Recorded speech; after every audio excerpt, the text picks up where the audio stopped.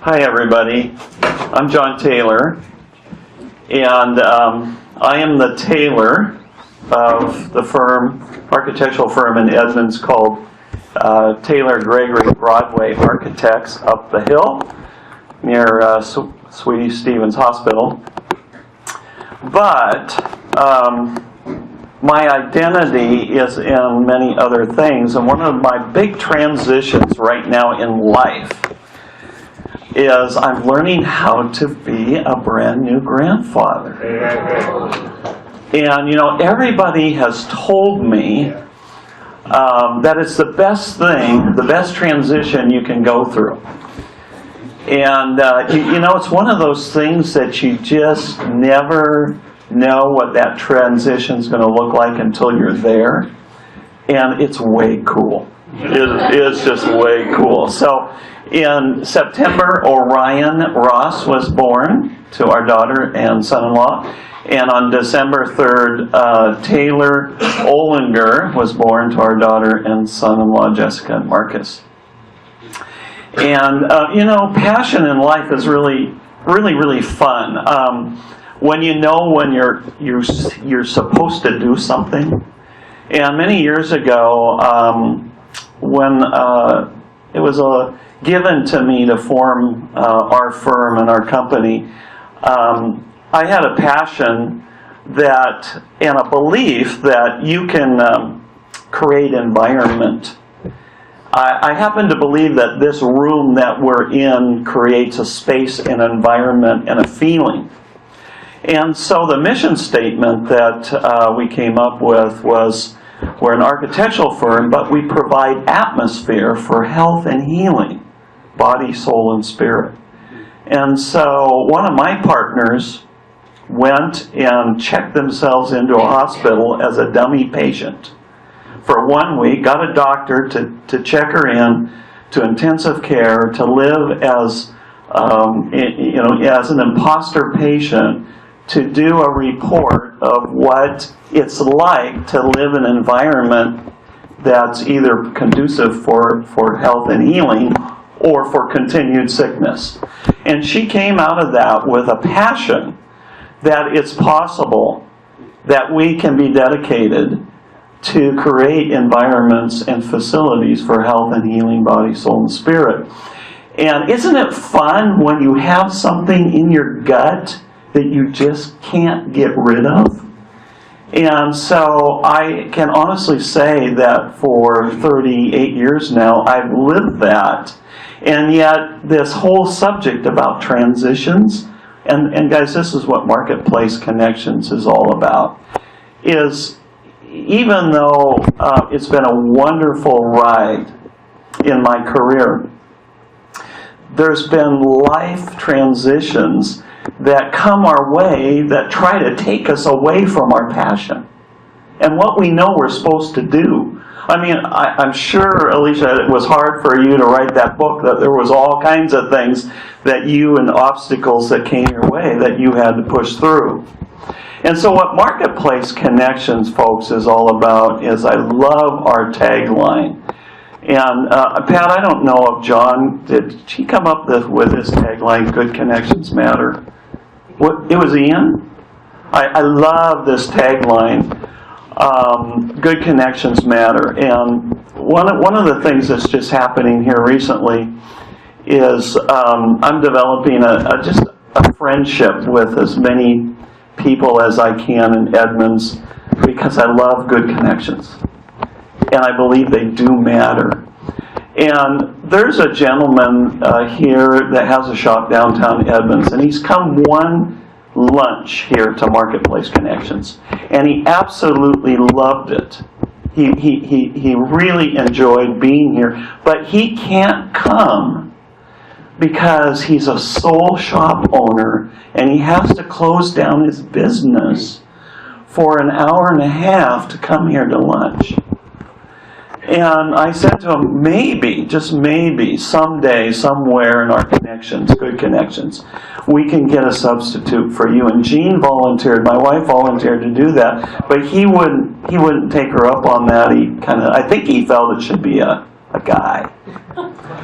But But as I got to know his story, and I'll end with this before I introduce Dick and Leona, his story is he had a dream and a passion to have his own business. And he left a career in a big company, Dave, to buy this little business downtown Edmonds. But unfortunately, he left his wife and his kids in Portland to do this. And believing that this business is going to make a go and he can make the transition for the rest of his family to come to Edmonds. Well, you know what? I want to help him do that somehow, if I can. I don't know how, but good connections matter, and when good connections happen together, us together, these kinds of things can take place. All of us can tell those kinds of stories. So in introducing Dick and Leona today, I am very, very excited to have them come and share. I know you're really going to enjoy their talk today because they are passionate about helping others discover their purpose and passion. And Gene and I had the opportunity to attend their 2-day conference here a few months ago called Reignite, and I'm sure they're going to share some of that with us. But if you go to their webpage, on the Reignite webpage, it says helping others to discover their design and purpose and release their dreams as they consider the next season or transition in our lives. And some of you have heard my story. For those of you who are new today, sometimes you get to hear our stories and the stuff of life we've gone through in business. But here's the question on Dick and Leona's webpage. It says, what are you living for? Do you have a vision for this season of life? Would you help me in welcoming Dick and Leona Bergstrom this afternoon?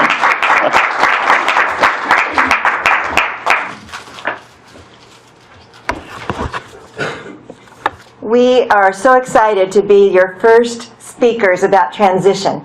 We love transition, we love change, and if there's not enough of it, we usually create a little bit. It's just part of how we live. So to be able to talk about passion and purpose in the light of transition is very exciting for us. And we want to address a little bit about passion and purpose, how it both catapults us into transition and change sometimes, but also sometimes passion and purpose is that which helps us weather the uncertainty and upheaval of change. And as I could hear some of your stories, I heard both. That sometimes it's what precedes transition, sometimes it's what we learn in the midst of it. Well, we're going to tell you some of our life stories, but first I want to just help you picture what transition looks like. It really seemed like a good time at the time. It was several years ago. Our kids were in middle school, and we decided we would take them on spring break to Westport, Washington. And part of being in Westport, Washington in March is doing what? Going whale watching. Sounded like a marvelous idea to take 2 junior high kids on. Well, we set out early in the morning, and my first picture, I have the controls. I'm so not used to being in control. The first start in the morning, beautiful, calm seas. This was going to be delightful. We'd take our 2 kids out in this boat and go whale watching. Then we went down this little jetty, and the rocks began to appear, and the waves began to be a little bit rougher. And this isn't the real picture, but this is what it felt like. They told us, this is called crossing the bar. There we were, turbulence, unsteadiness, disorientedness, seasickness. I didn't do a picture of that. And we thought it would never stop. So what was our response? After some bit of time of tossing and being rather ill, we did what any reasonable person does. You start popping Dramamine. Lots of it. And we saw grand whales, yes, as much as possible. I didn't see very many of them. But when we got home, the Dramamine took effect. And we slept for the entire rest of the day. Now, we learned from that, from some of the sea experts around us, it's a better idea to take Dramamine before you go out on the rough water. And you can determine your own lesson about transition about that. maybe be a little bit proactive about turbulence. What are some of the words that we would have used to describe that experience? I would say frightful, sickening. We were reactionary rather than being prepared. And you know what? I didn't see many whales. I missed the point of the journey. Well, let me tell you another transition story. A couple years ago, Dick and I were in the Swiss Alps.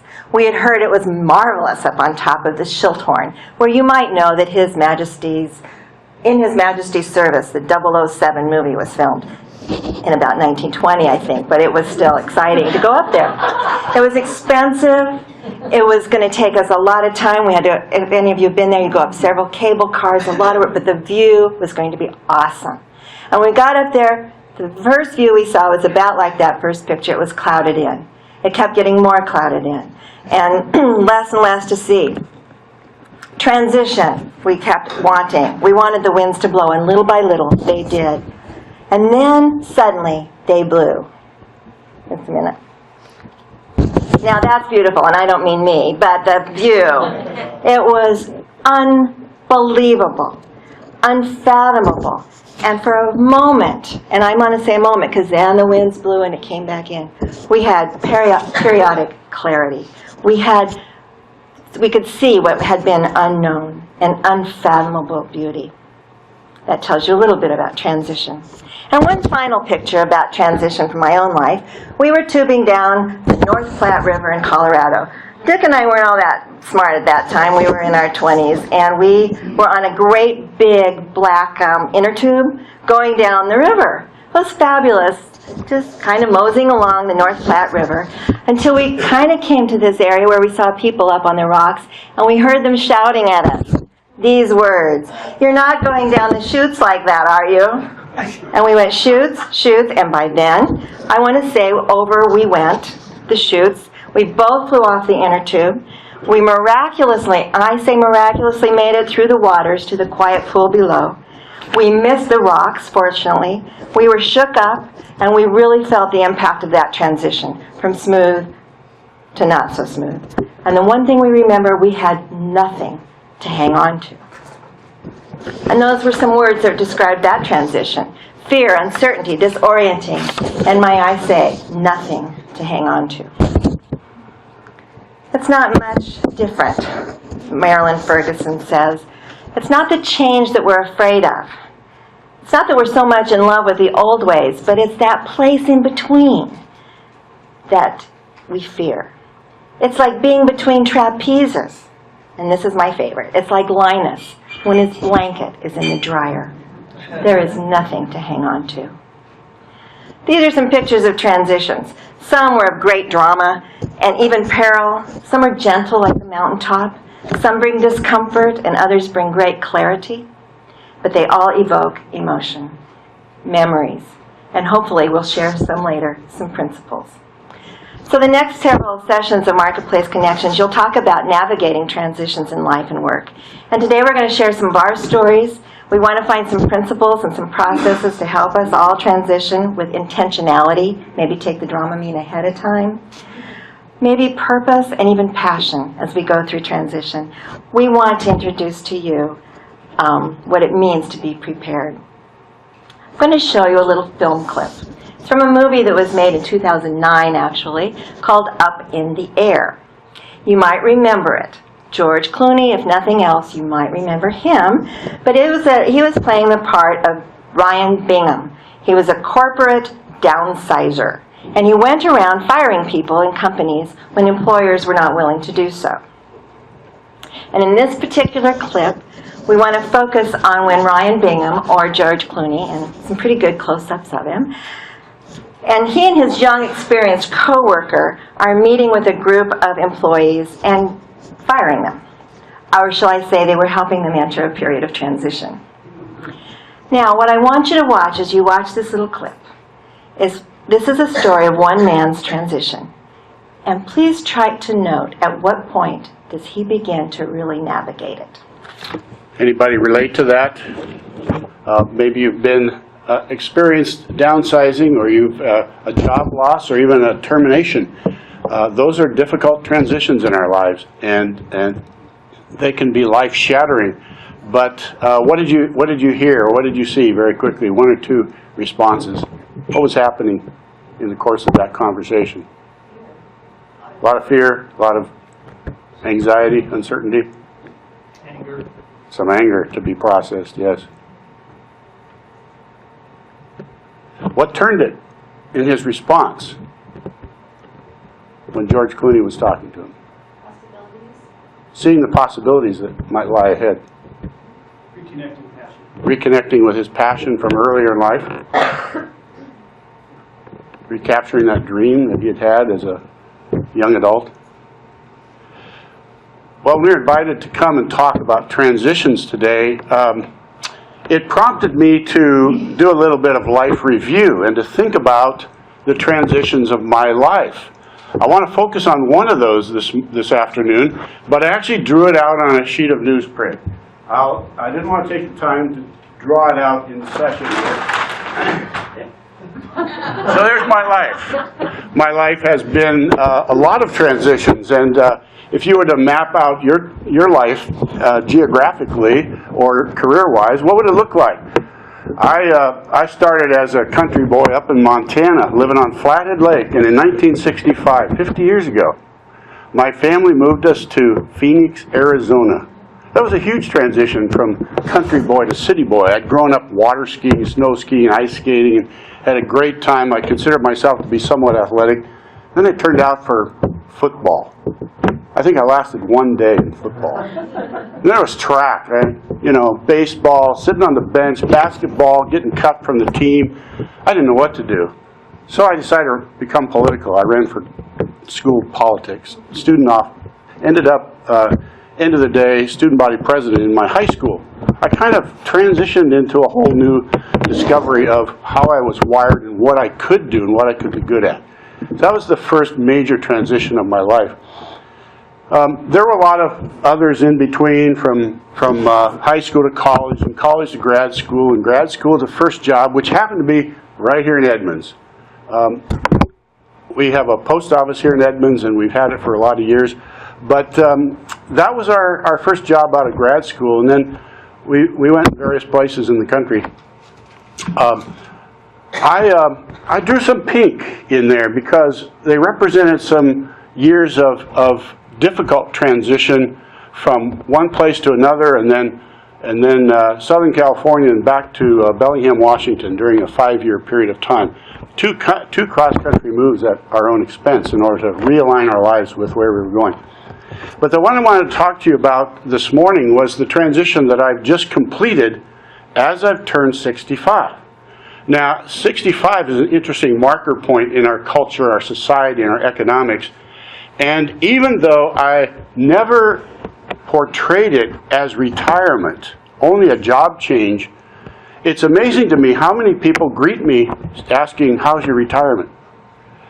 I didn't retire. I just left one job for another. I just finished 10 years in a church across town, actually, in an operational role. Think of a COO, executive director type, in charge of things like facilities, finance, IT, and HR, and all kinds of things. A team of 50 people. It was great to work with. But I decided I wanted to get back to the nonprofit work that we had started 20 years ago. And so I set things in motion to begin to realign my life. I came to terms with the fact that in order to get there, I was going to have to take some radical steps.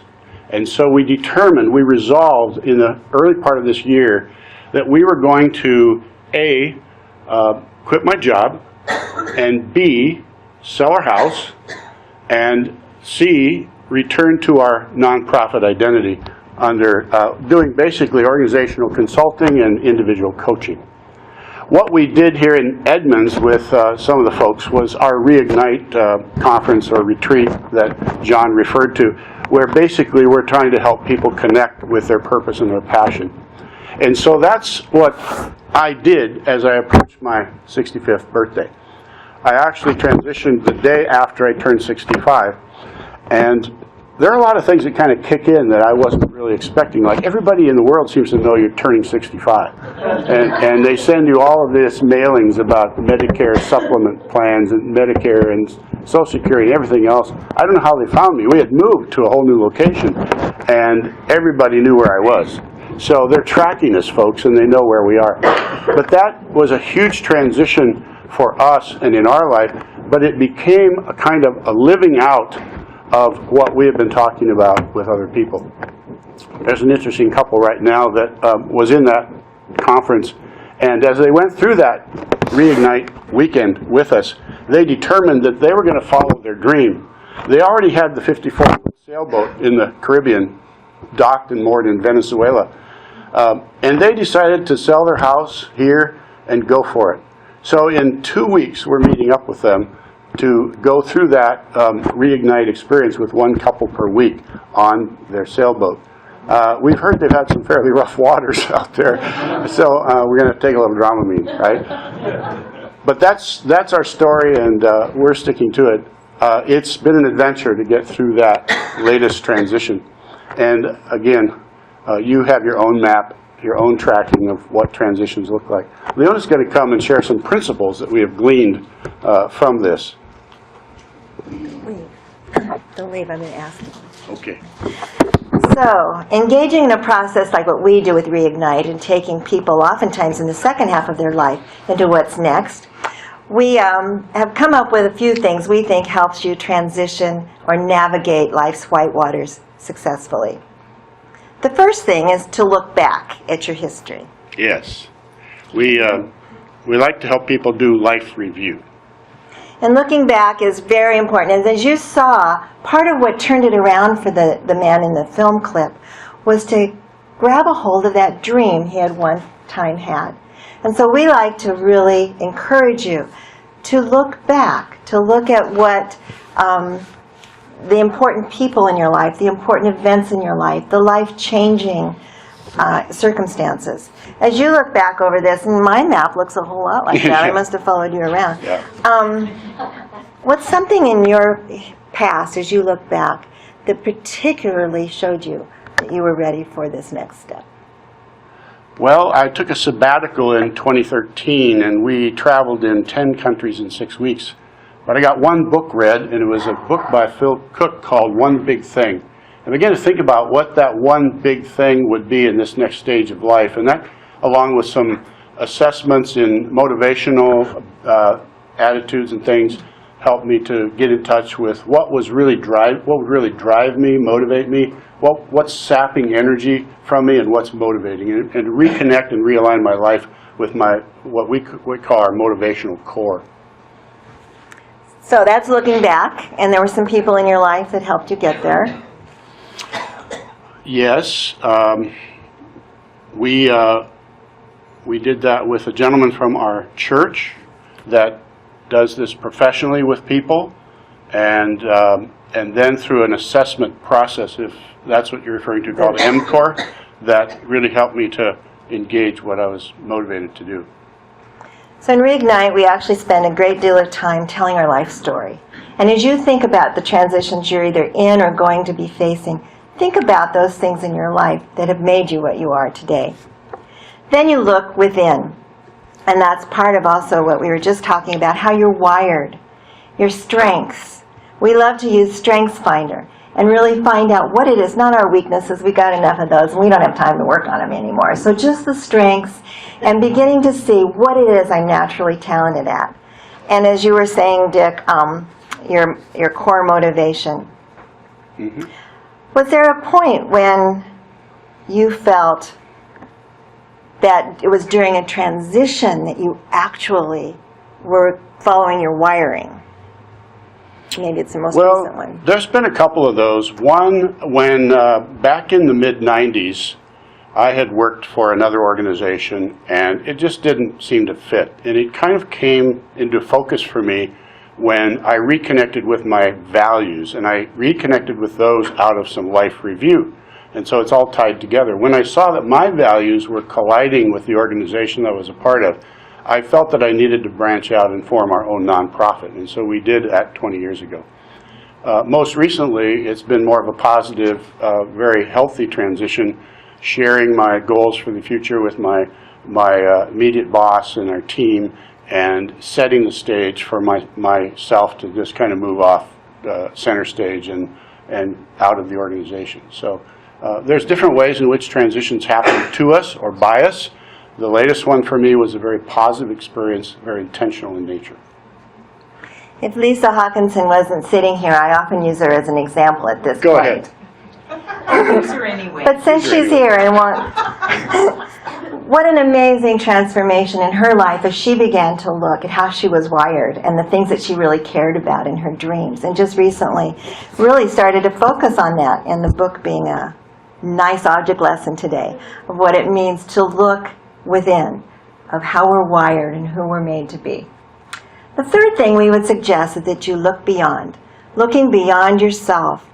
In times of transition, and I heard this from some of you, oh my, we go to the very depth of our soul, the very depth of our faith is stretched as far as we can possibly go. And that's when we go beyond, and we're reminded that we are meant for a bigger purpose, perhaps, than any we had dreamed of before.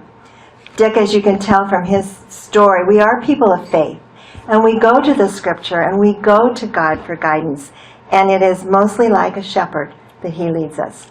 And so we would suggest that you not only look back and not only look within, but to look beyond to the power of God in his word. Anything to say about that? No, that's good. That's good. That's good stuff. And finally, look around. And you are here at a marketplace connections because you know how badly you need others in order to fulfill your own dreams and your own goals and what you are set to be. We like to call it developing your own campfire circle. And who is it you need at the campfire with you? You have to see that follows along with the whole reignite theme. We really get into the fire. Anyway, your campfire circle, who around you, who's going to help you get to where you need to go? Is it technology that you need help with? Is it marketing? Is it just encouragement? Who's going to help you navigate the waters? So Dick, as you've gone through this transition, who's at your campfire? Who's helping keep it going? Well, I was thinking about my first transition to form a nonprofit when you asked that question, and I was into new territory. I had to find a lot of people to consult with, resource people, specialists, experts to know how to go about that and avoid some of the pitfalls because it's state and federally regulated. Most recently, though, there's a lady down here in Edmonds that actually coaches people through getting signed up for Medicare. That's a whole other maze to wander through and to figure out the systems. And so anytime we enter into a new transition, it's good to surround ourselves with people that can help us figure out what the next steps are. And so she helped me do that. Transitions are a part of life. Some are forced upon us, as the young man in the video, or as we were when we went over the cliff in the intertube. Some are orchestrated by us, or at least we like to think we've orchestrated them.